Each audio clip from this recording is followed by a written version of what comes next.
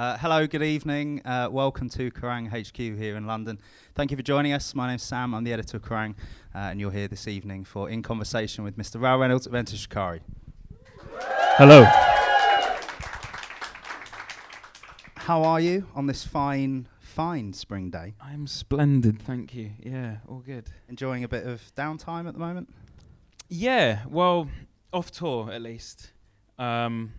Doing little bits of writing and clearing up after my cat after she murders various things. But apart from that, yeah, bit of downtime. Obviously, preparing your new book that's coming out, Dear Future Historians. Yes. I won't read the full name of the title because there's a word in there that I've literally just realised I don't know how to pronounce. We thought we'd use the most pompous word that we could, like music. Yeah, I still don't know how to pronounce it, so I'm not. How do you pronounce that word? Sorry. I think it's exegesis.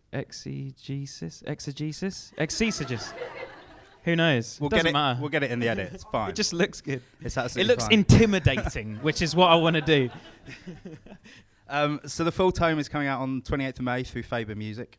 We're going to have a quick talk through that this evening. And sort of, I guess, the easiest place to start is where the project began, because it pulls together all of your lyrics from across all of the past records and then sort of pairs them with insights, thoughts, commentary, essays, and some amazing photography as well that's going through there, through people that you've worked with.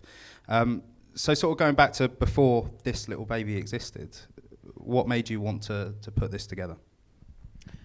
I think, well, first, the sort of political reason is that interpretation can be really dangerous.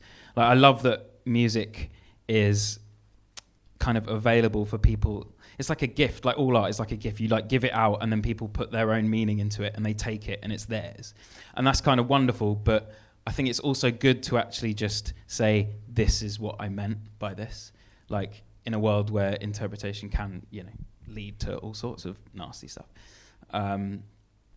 And then I think it's also going back to like growing up as like such a passionate music fan, and every one of like my favorite bands and my favorite artists, I wanted to delve in and know every detail of everything. Like, and a lot of the time I couldn't, like, unless I like managed to like corner them. Like like backstage and just like talk at them and go, what did this mean? What did this lyric mean? What does this mean? That enthusiasm is something I had, and so I wanted to kind of deliver this to the younger Rou and go like, yeah, for people that feel that enthusiasm, which I'm not fooling myself. It's only going to ever be like a small percentage of a fan base that wants that amount of detail and depth. But for those people like me, here it is. Yeah. I was going to say, because sort of artists either fall into one or two camps, really, and we have it every single week in putting the magazine together and running the website and bringing all these interviews together, is that some artists love to pull those things out as to what their inspirations and their thoughts were going into the music, and then other artists hate doing that completely. Was there ever a point for you where... And I guess kind of the reason that we hear that a lot of people don't like saying those things is they like leaving it open to interpretation. Yeah. And they like people being able to take their own things from the music. Was there any concern for you that, in a way, you might spoil things for some fans that like to have their own meanings? Yeah, well, there's that, it's like by dissecting something and like analysing something, you take away the magic. That seems to be like a common thing that people think, but I do disagree with that because I think like the more you show what you meant, the more opportunity there is for like empathy, for people to connect with it. But like you say, like I'm not. This isn't like a war for me. I'm like, if people want to put art out and like not really give any sort of conceptual background to it, then that's absolutely fine. I mean, there's still some of the best music is, like, take Sigur Rós, for example. They sing in their own language. No one knows what the fuck he's on about. Like, it doesn't, it's still beautiful. I think there are times that he doesn't either. Yeah, probably. But, you can convey a certain amount of what you want to convey just through the music. You don't need the language to back that up. and so that can be just as beautiful. So yeah, for me, it's just with our music, it's the lyrics can be so in depth that I think sometimes it's nice to just have a little key, of what this guy's shouting about. Were there any artists that you sort of to go back to you saying that you did this for the younger you, who really wanted that of artists that you particularly liked? If you could get any of your favourite bands to produce a piece of work like this, who would most help you out as a music fan? This sort of political answer would be just like everyone that I'm into, What's the non-political answer? Well, also known as the good answer. Let me think. I mean, I suppose any band that's like overtly political and has points. Or also, though, we could go the opposite way and like bands that like have really shit lyrics that don't mean anything. I could say, oh, so what did you mean by that? Like, I don't know. Yeah, but I mean, I don't know. For me, like discovering Refused and discovering lots of local hardcore bands as well.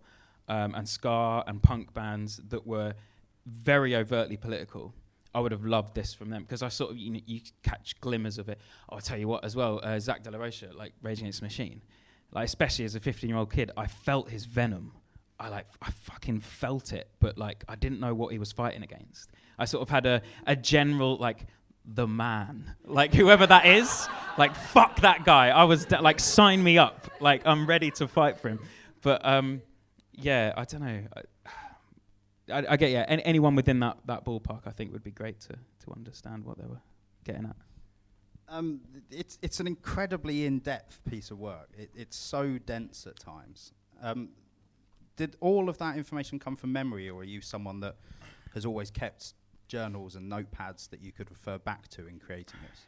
There was notepads. Like my memory is shocking, so like I needed that.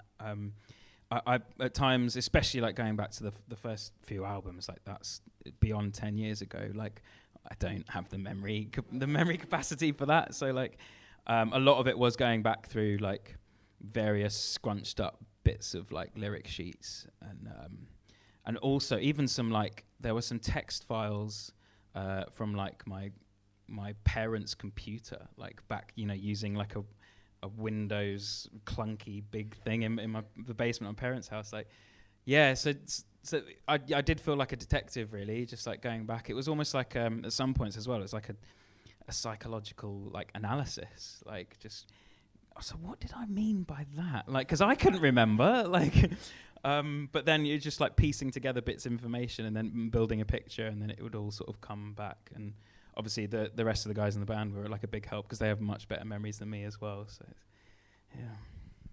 When you look back on kind of those early records, especially in putting this together, did you sort of come away with any particular different insights about yourself and the journey that you've been on looking back at the younger you? Yeah, I think like often we're not really encouraged to like think back, especially that far.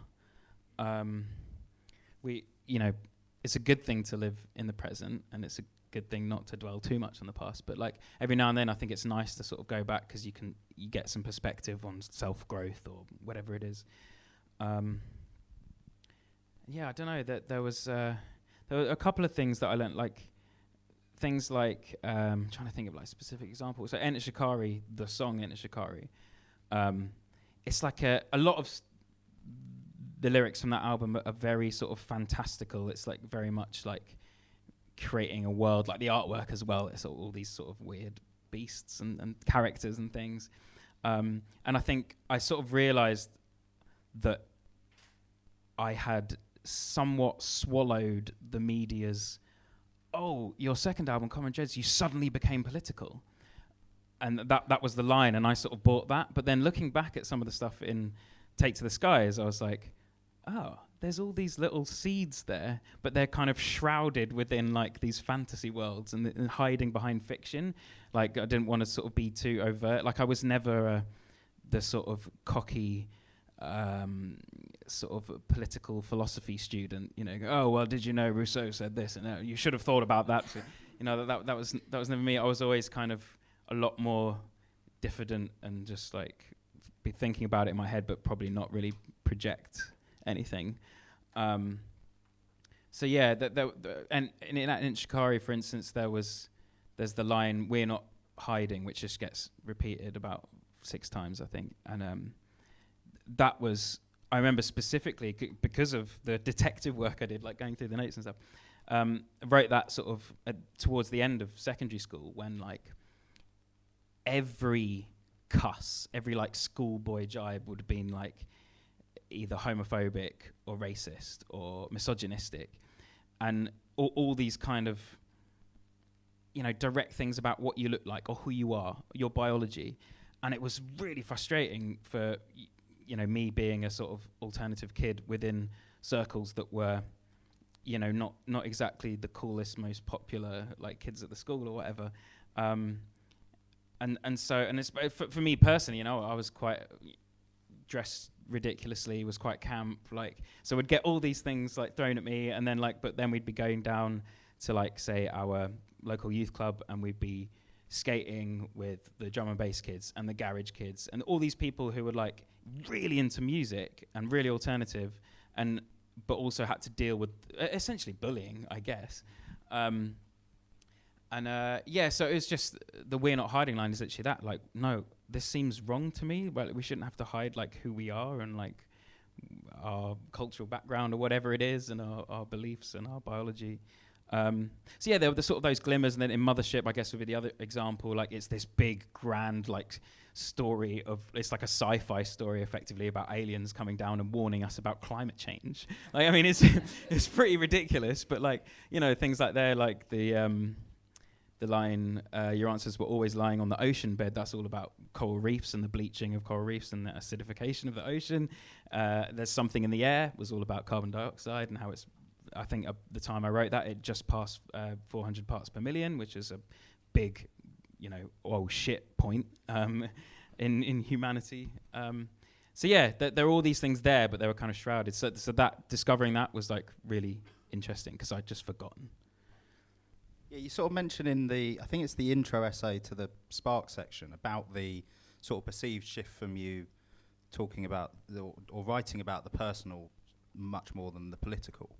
Did you find that when you looked back on some of those older songs, you found a lot more personal elements in there than maybe you felt at the time?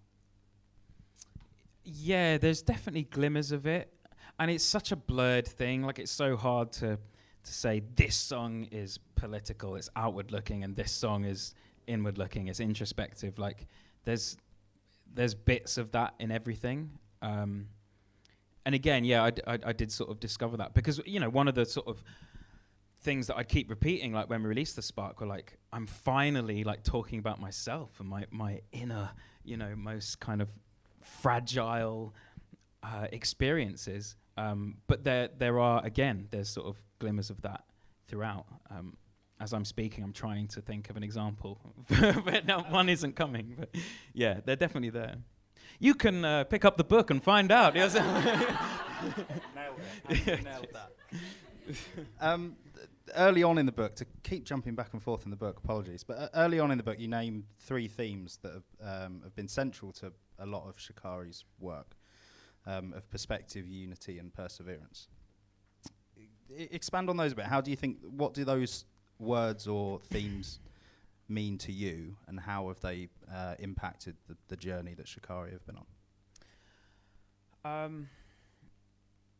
I mean, unity's the main one. Like, that's all we've ever been about. Like, we've been walking this road, and it's, no matter sort of where we sort of veer, like, that has always been the main theme. And I think that's because of our, I guess, learning about what music is, and like looking through anthropology, and like realizing that it's been with us for so long, and it's this uniting force.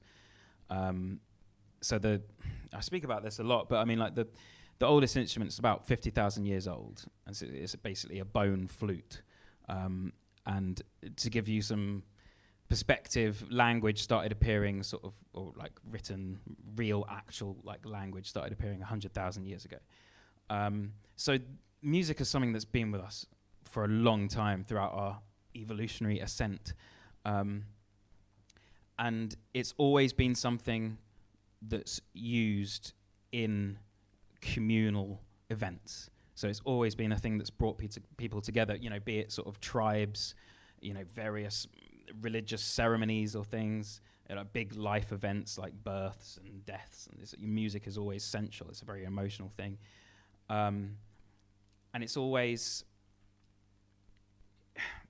It's very rare that it's been something to use to divide. And now, cut forward to where we are now, the world is so divisive, especially the last 5 years. Like it's getting worse and worse and worse. And music is, because of the downfall of religion, music is this last bastion of indiscriminate unity. Like you can listen to a piece of music, you can enjoy it, and then you can go and see it, and you come together. Be it, this is the main reason I love festivals so much, is because that is the last thing that just people come together, no matter where you're from or whatever, and they listen to music and celebrate life.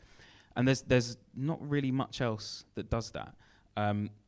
So for us, the unity thing, it's like we just feel we're continuing holding that torch, using music for the tool that it's meant to be used for, especially in the current environment when the fight is getting harder and harder for unity. That was only one of the three. Yeah, it was. what were the other two? Perspective and perseverance. We've got all night. Yeah. I think perspective is probably the second most important thing, because people, and again, this is kind of an aspect of modernity where people will define themselves by their beliefs. They will be so emotionally involved in their beliefs that, if someone not even challenges you, but asks a sort of slightly provocative question, you immediately go into fight or flight mode. Your adrenaline goes up. It's like, whoa, what's this guy? This guy is offending me or attacking me. And so I think perspective is just so important, because we can get so bogged down in these very nitty gritty things of how we define ourselves, that we need to keep hold of the bigger picture, big history. Because when people are so emotionally connected to ideology, that's when we get fascism. That's when we get really dangerous ideas or nationalism. So yeah, just thinking about the broader picture and keeping other people's points of view in mind and keeping causality in mind. So how other people got to where they are and what they think and got to their ideologies and beliefs. It's just really important, because then you're not... Where I'd like to see society get to is to attack the belief and not the person, and for us to also think that ourselves. So if someone's attacking my ideology, they're not attacking me. So therefore, I don't need to react with anger. I can think about this logically, and we can have a discussion instead of a heated debate. Twitter is the worst thing for this, because every fucker just goes so into defense mode straight away. And again, that's it's kind of part of our biology, because we're shame and disrespect is the main leader, or the main reason for violence. If we feel shame or disrespect, most of the people that commit violent acts, that's what they felt, and that's what provoked them into acting that way.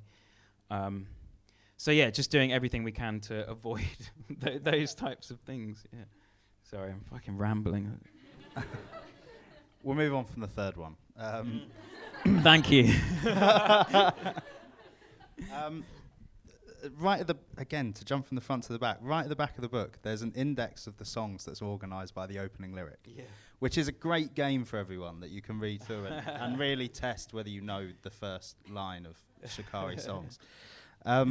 What is your favourite non-Enter Shikari opening line in music ever?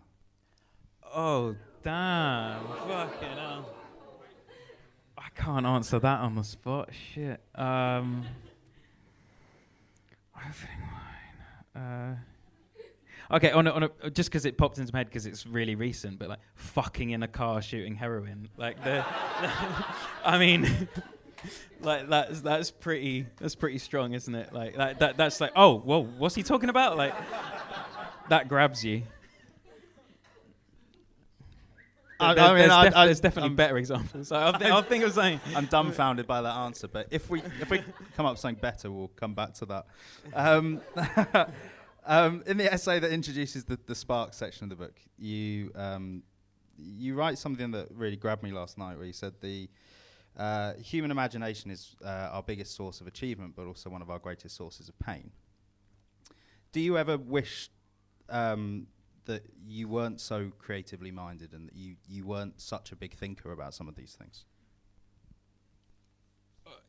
In dark moments, yeah, because you just want to be like, you want to lift yourself, you know, like one of them machines where you're grabbing a toy, you just want to lift yourself out of the pain and whatever you're feeling and just like put yourself in bliss or whatever, but back to some solid footing. But I don't know, in my more sort of logical moments, I'm like, well, look, life is for living. Like, you know, it's like, if you can experience like real intense emotions and the intensity of life, be it the ups or the downs, like, and you can survive it, that's it. I don't want to be like absolutist, but that's probably going to make you stronger. It's it's definitely going to make you more experienced. It's definitely going to give you more of a kind of grasp on life. So a lot of the time, like, I feel like quite thankful. Like, so I don't know if anyone knows the Myers-Briggs like characteristics, but like, I'm INFP, so like emotion is like such a big thing for me, like for my sort of, they call it like a personality thing, but it's deeper than that. It's like how your brain functions, how you take in information and how you express information, how you organize information in your circuitry or whatever. So emotion, and with all its like niches and intricacies and idiosyncrasies, is something that like I experience very deeply. But I think then, as you say, that is the flip side of creativity and imagination, that because you're always connecting things and analyzing things, that's how you're able to like create. And humanity in general, that's our best selling point, isn't it? That we're creative. That's like why we're here. We adapt, we think, we like discover, we create. Like that's why we're successful, in inverted commas. We took a few questions from some of our audience before they came tonight. This one came from Tamara, who wanted to... Hey up, Tamara. Where are you? Hey! Tamara wanted to know, out of all the albums that you've released so far, which one has challenged you creatively the most as a band? And I guess that can be kind of relative to where you were and your abilities or experiences. I mean, yeah, I guess that feeds me to the Spark, just because it was so different for me. The creative process was so different. Whereas before, I'm sort of collating things that I've experienced and things that I've seen and read, and then trying to work out how I can divulge, how I can like express this information. Almost everything on the Spark came, or at least started, from within. So like, I had this experience, I felt like this. How can I then connect that to a wider world experience or whatever else? And so, I guess, yeah, in effect, like learning how to do that was like a new thing for me. And just having that degree of like honesty, and a lot of people call it like radical honesty, when you're like, giving parts of yourself and your experience and like the darker things that you've experienced. It's just honesty, really, isn't it? It's just that our window has shifted slightly, that we're used to not being honest. And so, yeah, that was difficult. But, I'm super glad that we did it. In putting this together and sort of going through every single song, revisiting it through the lyrics. Are there any that you look back on and through the process of doing this feel very differently about, or that you maybe wanted to, that sort of inspired you to want to revisit it in the live arena again? I sort of feel like once something's done, it's just, that's it. Do you know what I mean? Like, especially with art in general, like, it's so hard to just put the full stop and go, this piece is finished. This is what I intended. Have it. Like, it's so difficult to not just keep going and keep like altering it and changing it. So like I try and think of like everything that we've done and is out there and released. Like, even if there's lots of songs that I would have definitely have done loads of things different and done different lyrics to, but like it's just it's an encapsulation of that time. It's just that period. It's what was happening and what I knew then. So it's like, it's like a personal, I mean, the book highlights it. This is just like, it's almost like my diary or my experience, my whatever for the past 14 years, 15 years, I don't know, whatever it is. It's never very good at maths. One of the most interesting entries to me was Juggernauts. And you mentioned at sort of the end of that entry that how the lyric of the idea of community will be displayed in a museum. It was something that kind of people, some people, without giving them any more publicity, sort of threw back at you almost as a criticism. Yeah. You said in that it's still not a line that you regret writing. Mm. Are there any lyrics that you look back on and do regret writing? And if the answer is yes, is it Yabba Dabba Doo one?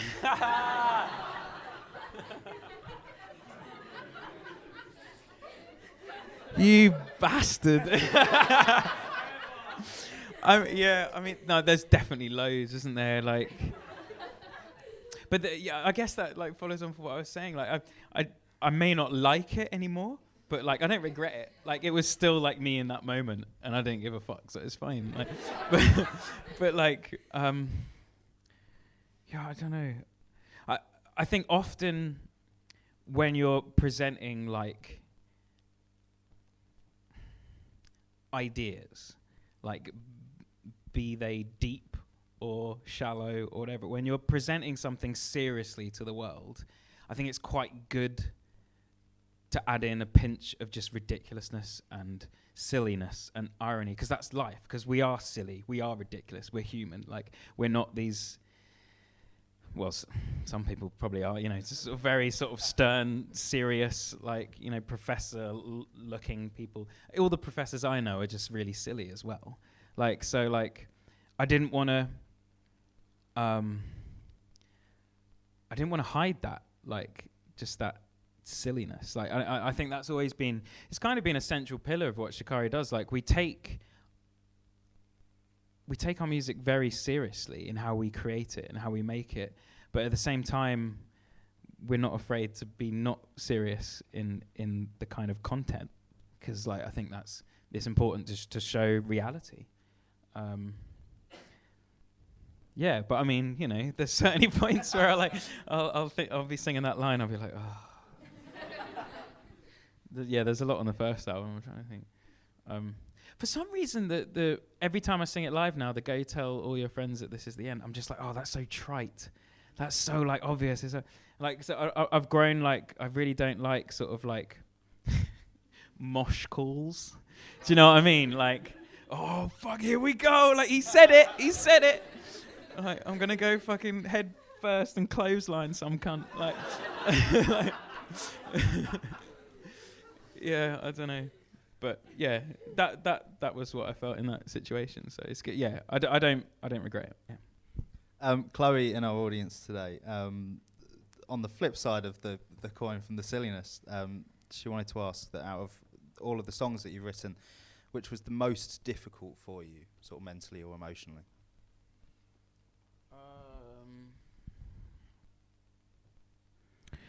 The most difficult in terms of just getting it done and like I don't really know what the reason was, but it was just so hard to finish. Was Constellations. So I had this. I wrote. It started off as like a string quintet thing. It was this very sort of emotional thing, and then first we embellished it and made it like a full track with full band and the guitars and the drums and everything. But then, because I wrote it I started writing it like a few years earlier, so it was a very long process of writing this song. By the time we came to be recording it for the album, for me it had quite a big degree of nostalgia, because it was like an old thing. So it had all these feelings and emotions from when I made it, and therefore it had like this real heightened sense of like importance for me, because it was already giving me such a strong emotional reaction, and that sort of led me to write and rewrite and rewrite and rewrite and rewrite the lyrics like over and over again, and we couldn't get it right. And this is I have a vivid memory of coming down. We recorded that album in Thailand, and it was like a monsoon one night, so we couldn't record because it was so loud. The rain was just like, golf ball sized globules of water just smashing against the recording studio roof. So we just kind of retired to our rooms. I think some of the others just stayed up and had a drink and just watched it and just gawped at the amazement of nature, dude. And then I wrote the lyrics to it then and sort of brought it down like quite sheepishly, because it was like, take 5 of the lyrics, and I was like, please, I think this is like possibly a thing, like just like slid it across the table. And luckily that was, but that was a roller coaster. That was really difficult. Emotionally though, and it's fairly obvious, An Ode to Lost Jigsaw Pieces was just really difficult to get down. But I didn't want to go down the same route with Constellations and rewrite and rewrite and rewrite. I wanted it to be like raw as fuck and just be like, okay, we're going to record this, one take, vocals, bang. If I sort of break down into tears, that's fine. That's the moment. That's it.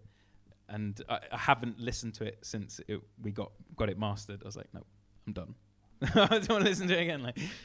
So that was certainly the most emotionally difficult. To take Chloe's question a step further, are there any of those songs that are particularly difficult emotionally for you to perform on stage? Weirdly, no. Like, this is the thing with the Spark especially. Some of the songs, like Live Outside, on the surface, it's this super playful, upbeat, joyful song. But it's about a pretty horrible experience that I'm sure like pretty much everyone experiences, like anxiety, basically. The rumination, the going over and over. Why did I say that? Why did I do that? Oh, I'm scared about this. I'm worried about this. Like, and you can't shut it up. So it's about like quite a dark subject. But like when I wrote most of the songs on the Spark, I sort of had this vision that like in a year's time, when we come to play these songs live, I'm going to be in a better place. It's going to be fine. And I'm actually going to be on stage and I'm going to be thoroughly enjoying these songs. And the realist in me was like, no, you're not. You're like, you're never going to get out of this. I don't know, for anyone that's like had seriously bad insomnia, you sort of, because sleep deprivation affects like your thought process so much, you sort of literally think you are there and you're never going to get out of that little ditch. And so, I was like, no, I'm not. But I sort of wrote these songs in the sort of some sort of self-belief that maybe they will be like joyful to play when we play them. So I wanted them to be that aspect of hope and elation within the songs. So even those Spark tracks, like I enjoy them so much live. I don't really feel the depth of just feeling lost that I felt when writing the songs anymore when I play them live. That for me they've grown to this different beast entirely, and now I just enjoy it. I think the only songs that I would struggle to play are ones that we possibly won't play ever, which is like jigsaw pieces. I mean, the ones that are probably most emotionally affecting, like Airfield, for instance, like I'll often shed a tear when we play it, but like I don't find it difficult. Like I find it warming, and especially like looking out and seeing people with the emotion that they sing the lyrics like with me. It's like, okay, this is a lovely experience. This isn't a hard experience. So I just feel very, very grateful. Just to compare the live arena with the studio arena, we announced the nominations for the Kerrang Awards today. Last year, obviously, you took home the title for Best Album for the Spark. This year, you're nominated for the Best British Live Act. Which recognition of which gives you the most pleasure, as a songwriter or as a performer? Man, that's a good one.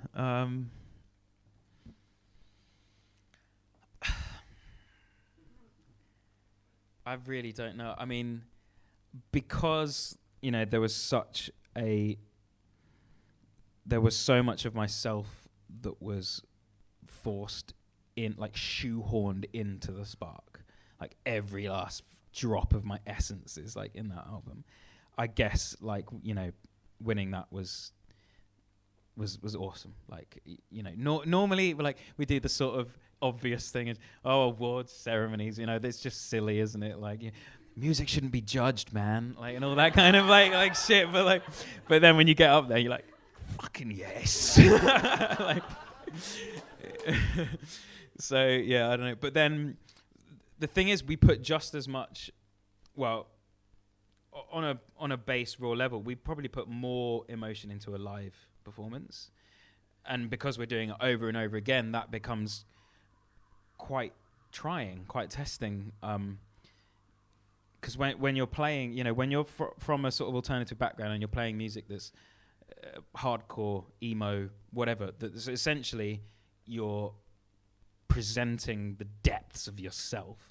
Like you give a lot of yourself on stage every night, so it's a to have that recognized. And with us, we never like to make things easy, be it with the surround sound or with the types of production and the narratives that we put into the set. We're always kind of pushing ourselves, so to have that recognized is also pretty amazing. So that's my political answer. Yeah, they're both great.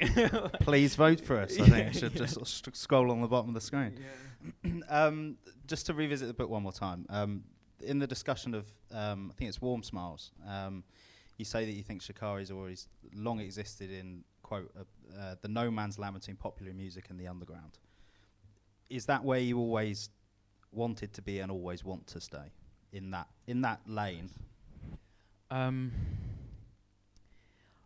think so, because, well, it can be quite uncomfortable. Like it can be, because they can seem like very divided, disparate entities. Like if you imagine sort of a tectonic shift in like a crack of like a pavement, and you've got your feet either side and the crack's gone right between your legs, and you're like, fuck. Sometimes you want to jump back into the underground and just be like, okay, we'll be a niche band, we'll be a heavy band, we'll be whatever. And then sometimes you want to jump into the other one, and you feel that sort of, okay, we can't just sit on the fence effectively. But I think that's the best way to be, because you can have a bit more perspective. You can look, because I'm on a fence now, apparently.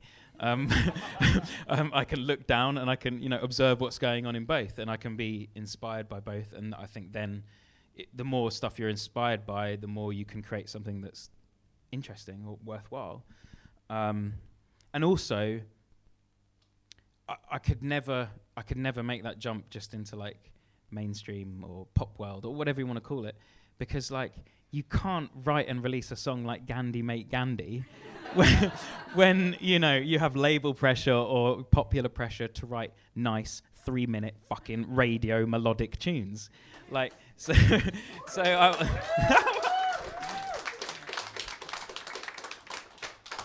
so yeah, I'll straddle. I'll forever straddle.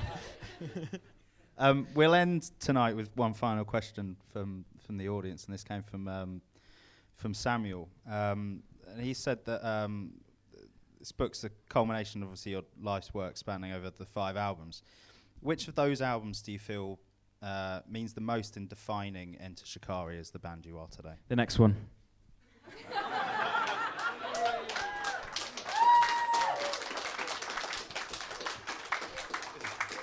Is that a cop-out answer? We'll need a second volume of the book. Let's focus on this book. Oh God, don't. Yeah.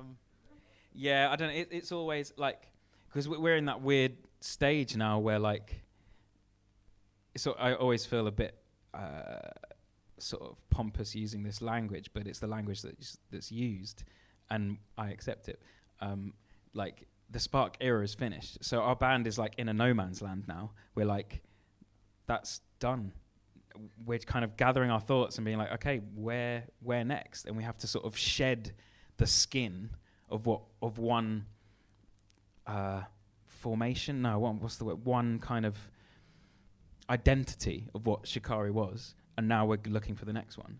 And it's a really exciting period. And so, like, I don't know. I have a feeling with this one because the Spark was like, it very specifically opened a door to being more introspective, opened a door to perhaps being more minimal, more melodic. It did all these different things. The Mind Sweep was like our fucking prog rock album. Like, there isn't a song under 5 minutes, is there? Like, you know, goes in all these different directions.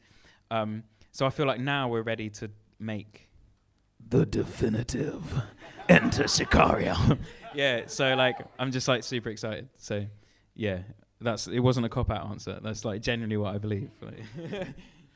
Rou, thanks so much for your time this evening. Thanks to you guys for joining us. Thank you. Round of applause, please.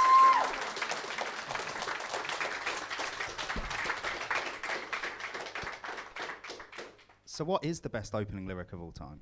Oh, we're back here. I'll have to mull that one over.